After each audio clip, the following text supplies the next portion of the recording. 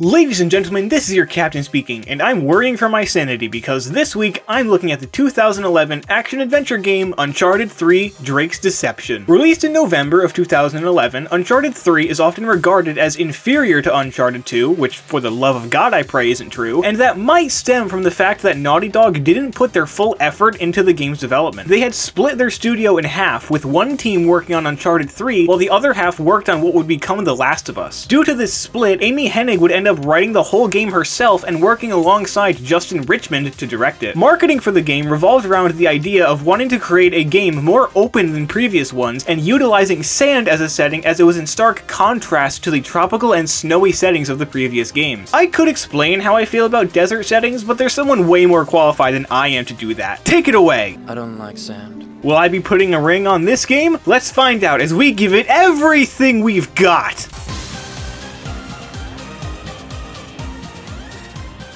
The game begins with a quote, because as mirrored in the games, 2 is a coincidence, 3 is a pattern. This one is from T.E. Lawrence, aka the real Lawrence of Arabia, known for leading Arab revolts against the Ottoman Empire during World War I. We pick up with Nathan Drake and Victor Sullivan as they prepare to sell Nate's ring to this man, Talbot, on behalf of his client. Nate realizes the money is fake and calls the deal off, leading to a fistfight with Talbot's enforcers. The combat still isn't the game's strongest suit, as it feels little more than a series of quick-time events, which was bad in a post-Arkham Asylum world, but is even worse in a post-Arkham City world. It's a step up from 2, as this was a period of post-Arkham games where every action game was desperately trying to recreate that game's combat, but there's still a lot of room for improvement. They fight their way outside the bar, where they are jumped by more men and greeted by Catherine Marlowe, a former partner of Sully's who steals Nate's ring and drives off after Nate and Sully are shot. Oh no! Well, that was a quick game.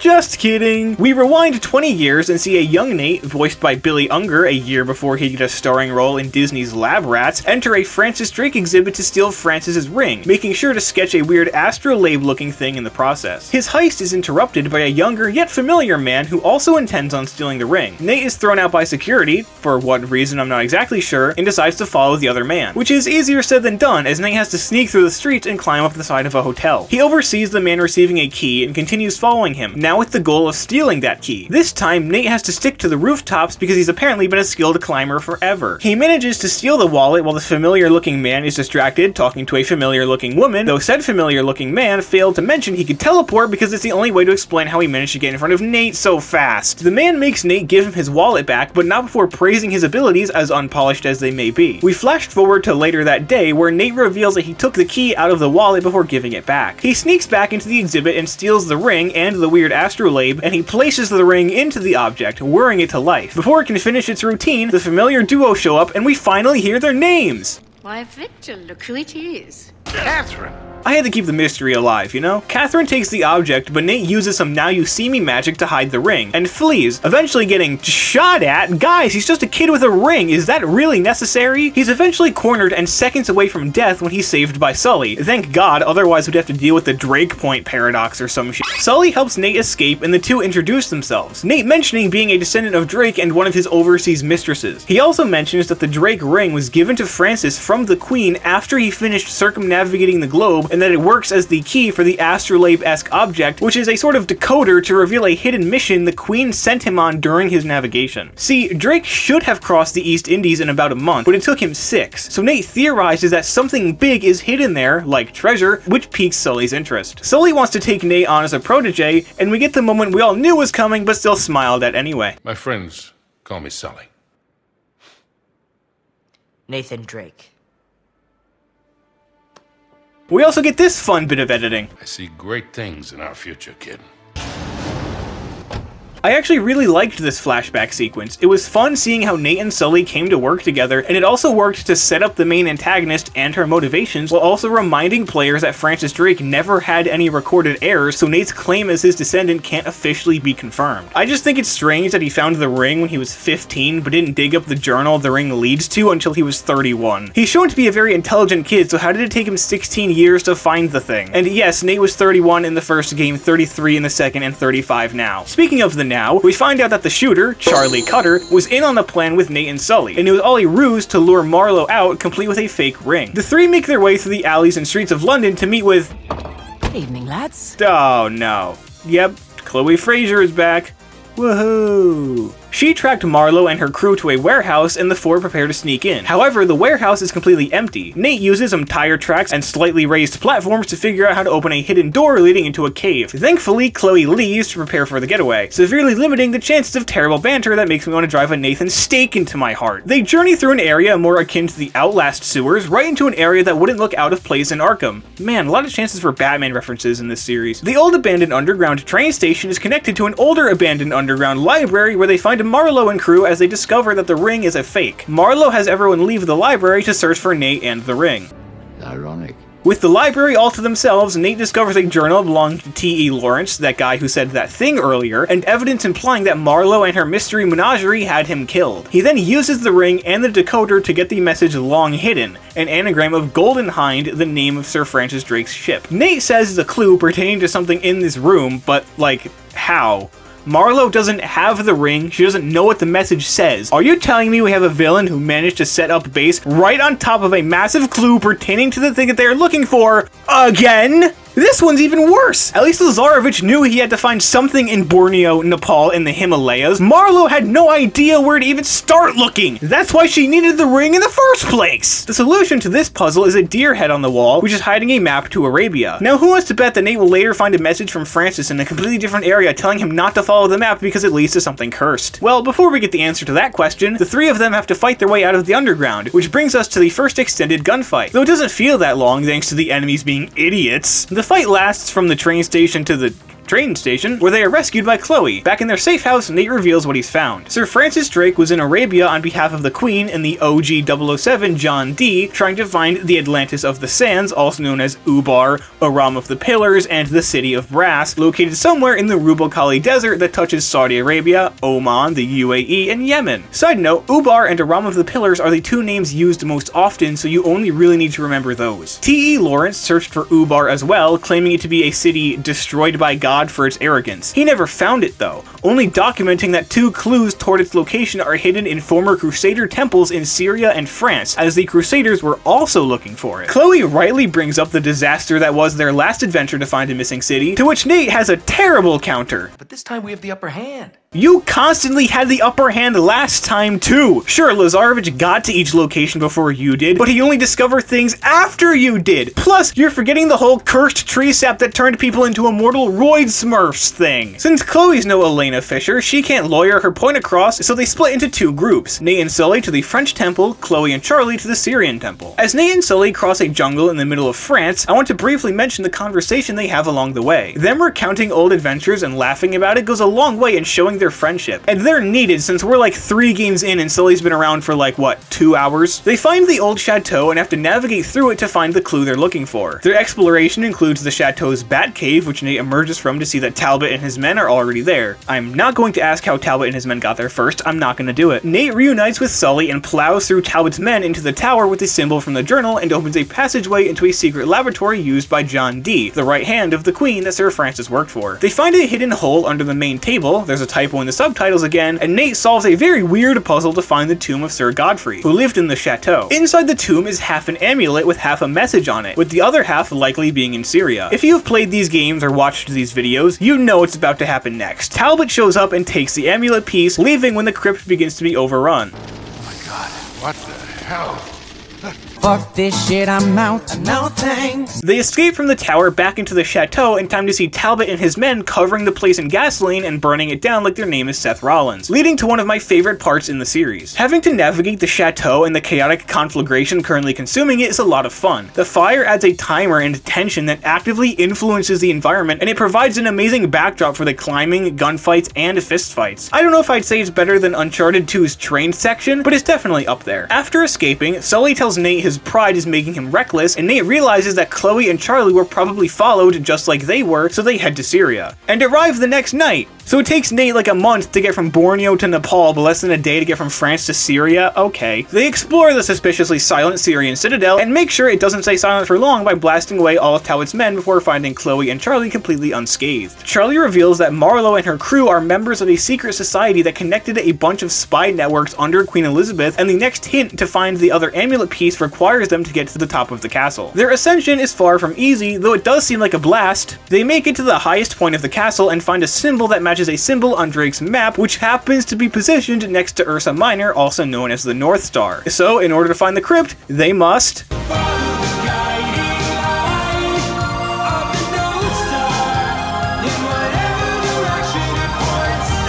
Their journey to the crypt is interrupted by a group of Agent 47s with RPGs, so they make a mad dash for a convenient zipline that only Chloe and Sully are able to get across before it's blown up. Nate and Charlie have to go the long way around, including another instance where the characters say they have to take out the enemy stealthily when in reality it doesn't fucking matter how you kill them, and they arrive at the crypt only to find a storage closet. The next step on the world's worst Easter egg hunt brings them to a trio of pillars. Charlie gets shot with a dart and trips so hard his journal ends up in Talbot's hands, who just fucking vanishes somehow. Nate realizes the Tau Trio Trinity of Pillars represents the middle way and pushes the Curum pillar in to reveal a hidden path that brings them to a giant chamber that requires them to light a series of braziers to shine lights on the globe that can ignite more braziers to get waters to flow so they can operate the globe and line up the lights to open a stairway to the crypt because every architect back then was Jigsaw and the Riddler on steroids. Roidler? They get the second half of the amulet, and even though Talbot stole Nate's half, he managed to etch it into his journal so they can still decode the whole message. Their escape is halted by Talbot, though Charlie fights through the drug suggestions and shoots Talbot, though he isn't dead because Uncharted enemies are Uncharted enemies if they spend 96% of the game being annoying and 4% of the game being good. Their next interruption comes when a platform breaks before Charlie can cross and he's confronted by Talbot. By the way, the game never explains his ability to seemingly teleport and survive shots at point blank range, so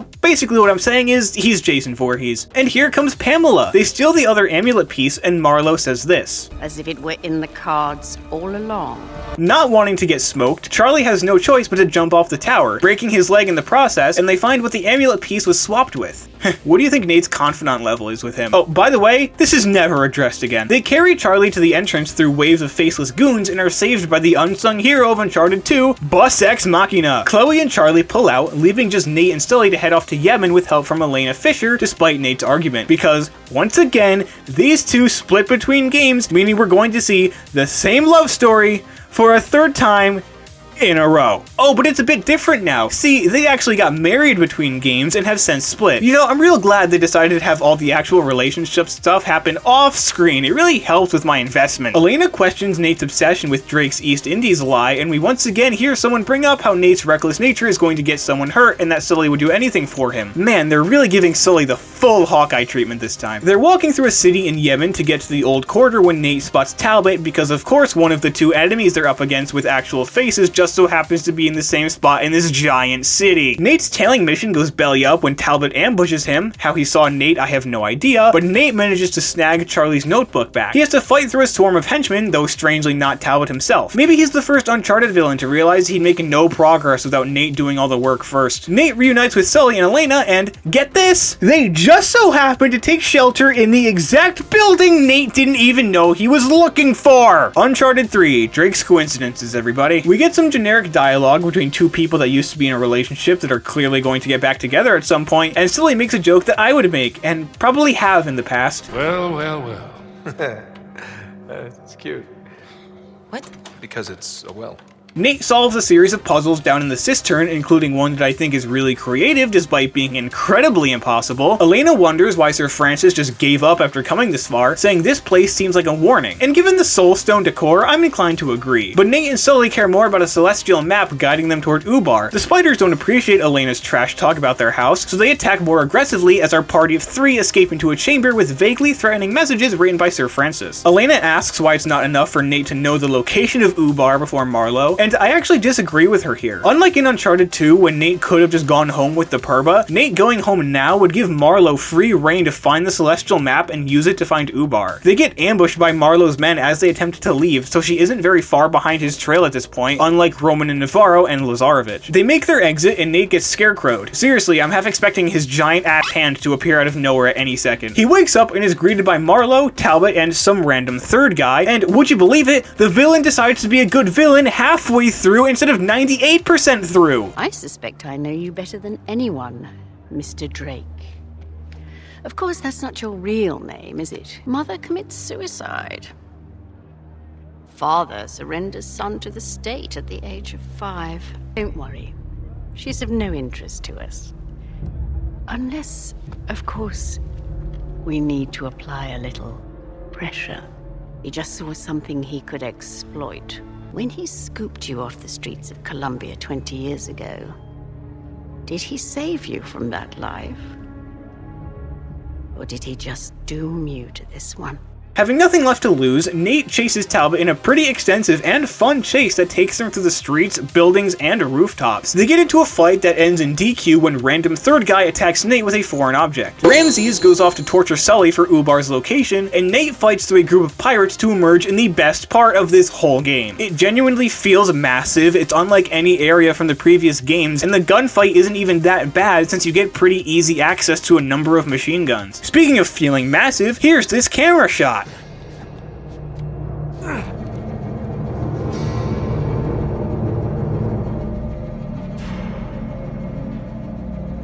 Eventually he climbs into the cockpit of the boat and, I think, expects it to work.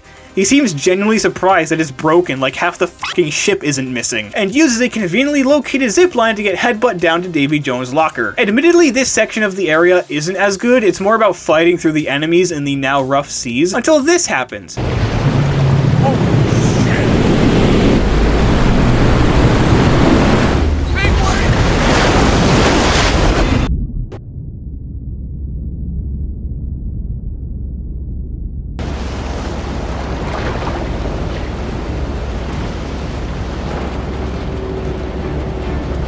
And now it's back to feeling awesome. The gunfights on the boat are kind of annoying, but hopping from one boat to the other and getting to blow up another boat is fun. And then Nate escapes onto, hey Nate, where are you? I'm on a boat! Much like the burning chateau from what feels like 3 years ago, this is a setting that manages to mix exploration and gunfights with a dynamic setting that keeps things fresh. In this instance, it's the boat tossing and turning in the waters and the rushing water messing with the cargo. Well, that's convenient. Nate goes through a gunfight way more generic than the ones he's just been in and navigates through some hallways to find Sully. Ramses reveals that he never had Sully, to which Nate's response is to blow a fucking hole in the ship. Okay, guess he forgot that he's still on it. After an annoying gunfight, exploring the sinking ship is a lot of fun, and we get another great camera zoom out. Nate is eventually stopped by Ramses, who kills himself in an attempt to kill Nate, which obviously fails. I mean, if you want to kill Nathan Drake, maybe wait for the game with this title, okay? However, there is no convenient escape for Nate this time. He simply passes out on a piece of wood and happens to wash ashore basically right where he was before he left. How convenient.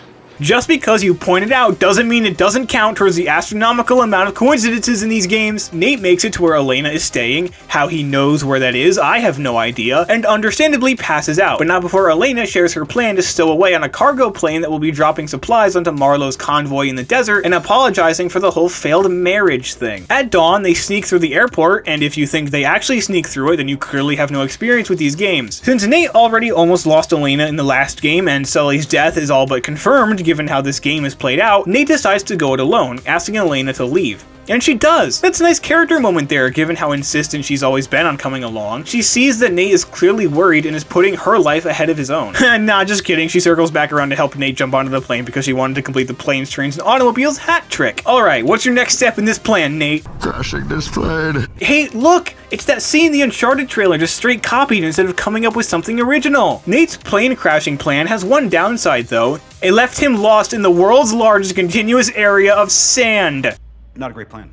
Man, if I actually read or saw Dune, I could make some killer references right now. Fun fact, the main character in Dune was based on T.E. Lawrence, aka Lawrence of Arabia, aka the guy who in this game searched the Rub al Khali desert for Ubar. And since the setting of Dune was inspired by the Middle East, it's entirely possible that Nate is currently stranded on the real-life Arrakis. After we get a trailer shot, we're treated to like 10 minutes of Nate crossing different Windows backgrounds and coming across a dry well, which is frankly worse than a mirage, Sully mirages, Oasis mirages, weird Marlowe narration, the same dry well, and eventually a village that Nate is disheartened to find is a ghost town. What did you expect? A lively population living in the middle of the Rub al Khali desert? Fortunately for Nate, the settlement is more populated than he thought. Unfortunately for Nate, they're all people who want to kill him. Marlowe's men were looking for the plane wreckage and I guess just stumbled across this place as well. When it seems like all hope is lost for our hero, he is saved by the locals who bring him back to their village and nurse him to health.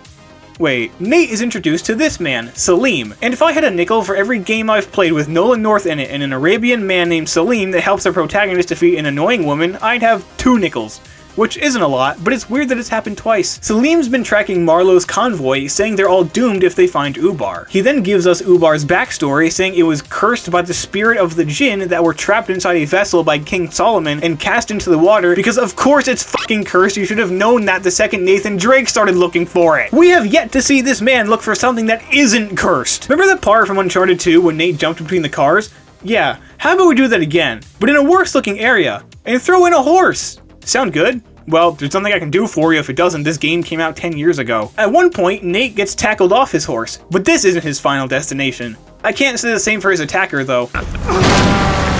Nate quickly gets back into the fight and rescues Sully just in time to dash headfirst into a Darude sandstorm, because who needs eyes? All of the gunfights I've complained about before, whether they were too long, way too hard, overly repetitive, whatever the case was, they all pale in comparison to this one.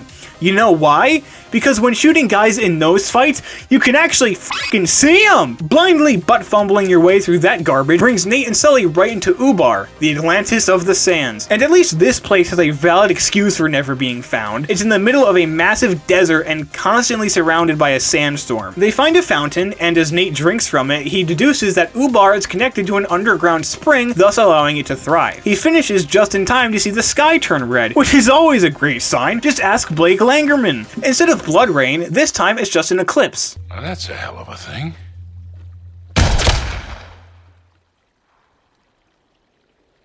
What?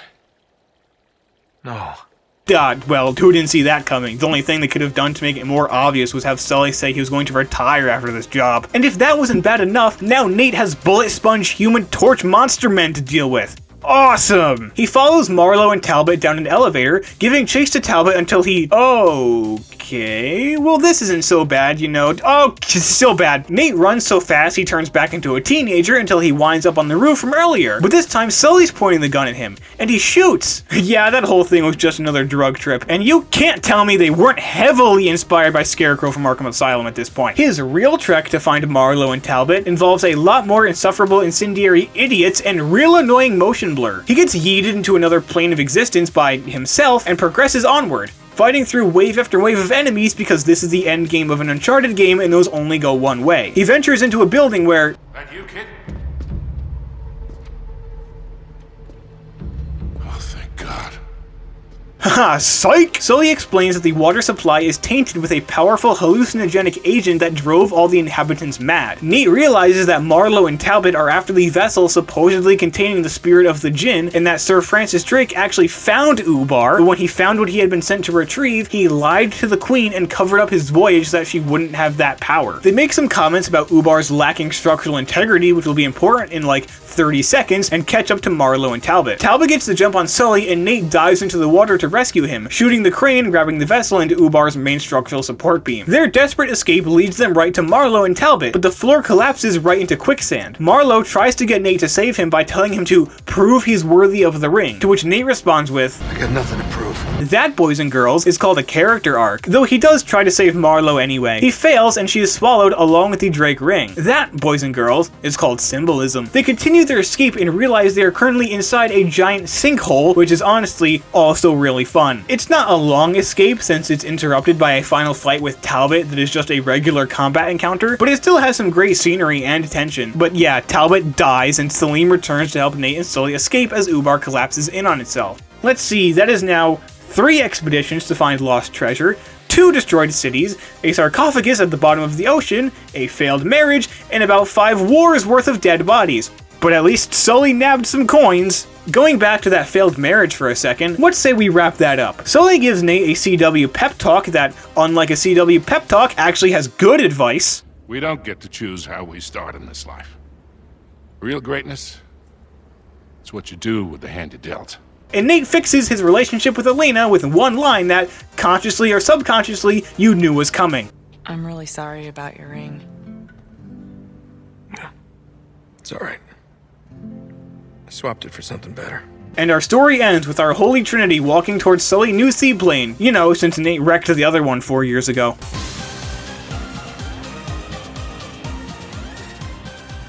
So let me get this straight. This is what people often say is the worst of the Uncharted sequels? Uncharted is one of those series that doesn't really have a bad entry, just varying levels of good, but this one usually finds itself at the bottom when compared to Uncharted 2 and 4. I left out the first one since that's widely regarded as the worst solely for how much better the sequels would be, even though 2 is far inferior and doesn't deserve its lauded reputation. This game was criticized for feeling too similar to the second one, but really the first 3 Uncharted games all tell the same story. They're all about Nathan Drake searching for a long-lost treasure only to discover that it would be better off being lost forever and having to stop some villain from unleashing the curse bestowed upon it on the world, all while getting the same woman to fall in love with him each time. They're all the same, but Uncharted 3 actually bothered to do something different. They made the game about the Nathan Drake character. He wasn't just a man going through an adventure. He was the centerpiece of the story. The game was about him, his obsession, his belief that nothing mattered more than the treasure so that he could prove he was more than an orphaned boy pretending to be an ancestor of Francis Drake. And this all led to the moment he let the ring get swallowed. He finally realized he didn't need it to prove himself to the people who mattered most to him. It's a well-told story that got me to care way more about Nate than I did in the other games. There are also a lot fewer coincidences this time around. There are still some, but they aren't as common or egregious as they were in 2. Marlowe and Talbot could have used some development, especially Talbot and his weird unexplained ability to teleport, but I thought they were fine. Aside from that one cutscene, they don't really do much to make themselves stand out. And that's it. Nathan Drake leaves his thieving life behind to live quietly together with Elena, and they live happily ever. Who am I kidding? You all know there's one more game left. I hope to see you there.